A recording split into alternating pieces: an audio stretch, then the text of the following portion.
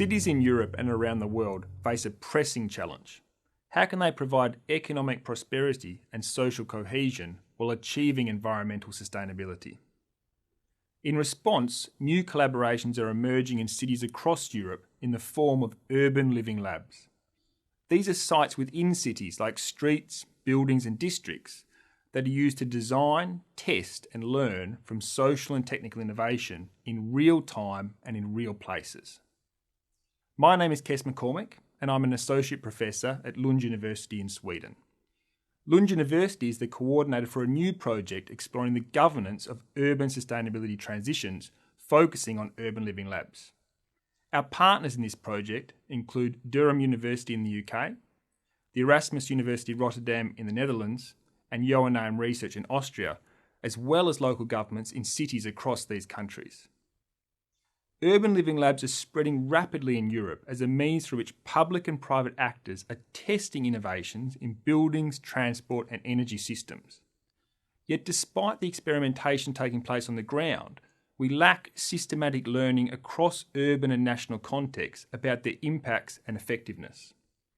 This project will bring together leading European partners to create a framework for evaluating the design, practices and processes of urban living labs to enable the comparative analysis of their potential and limits. The knowledge will be co-produced with policymakers and practitioners with the explicit intention of providing new insights into the governance of urban sustainability and improving the design and implementation of urban living labs.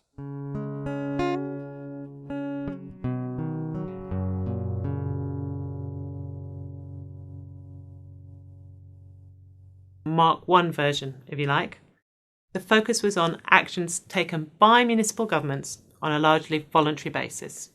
Plenty of plans and policies were developed to help cities meet ambitious targets for reducing greenhouse gas emissions by over 20% in under a decade in some cases.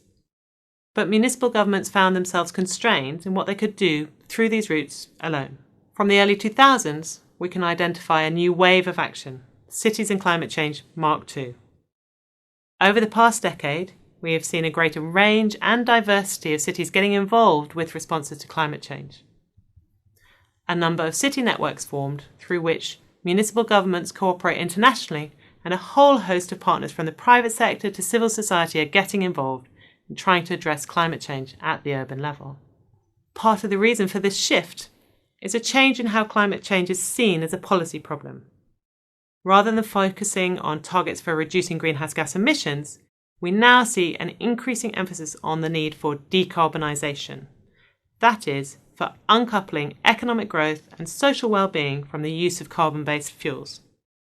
As this requires more systematic change across urban areas and infrastructure networks, there has also been a shift in how and where climate governance is taking place in the city.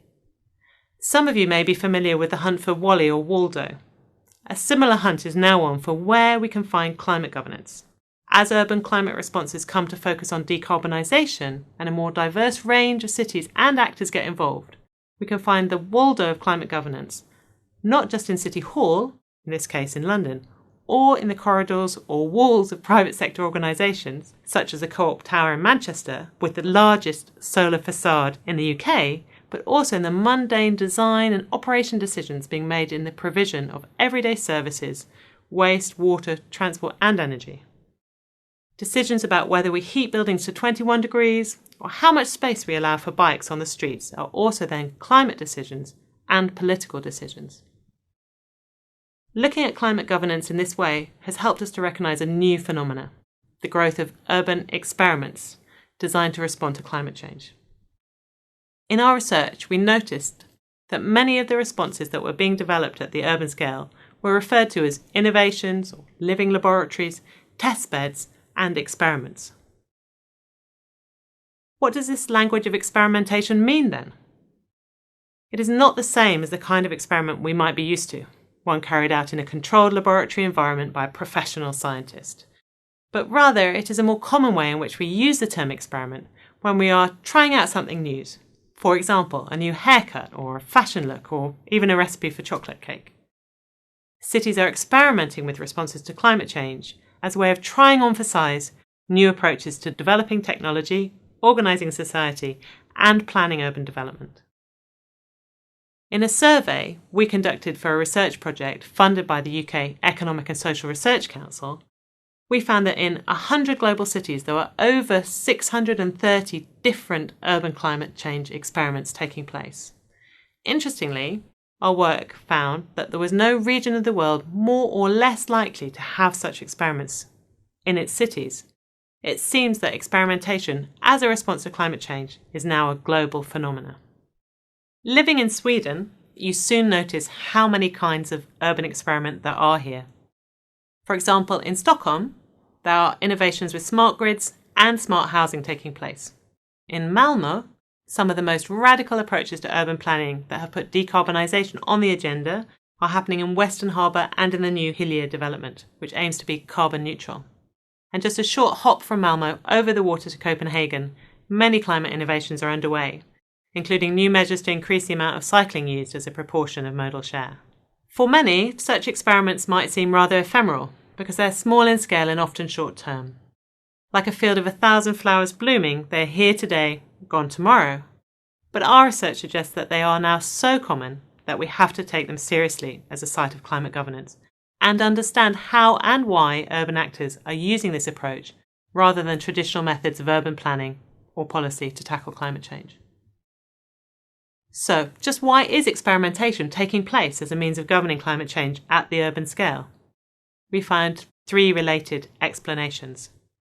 First, municipal governments have limited powers to act on climate change on their own and need to develop projects or specific interventions that attract other organisations to work with them. Second, private sector and community actors also found the urban environments an important site for action, but they lack the power or capacity to intervene at the level of the city as a whole. And finally, projects that might have taken place in the past without being thought about in climate change terms are increasingly seen through a climate change lens. So in a sense, climate change has come to be a ubiquitous reason for taking lots of different and disparate forms of action at the urban level.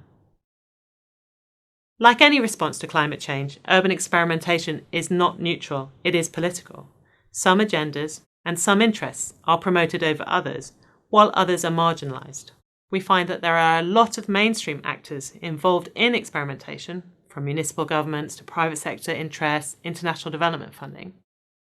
This may mean that experimentation provides a means through which they can continue to replicate business as usual, and some would argue that this will lead to the same patterns of urban development that have led to the problems of climate change in the first place. But it may also mean that experimentation provides a window through which the approaches and practices of these organisations can be changed.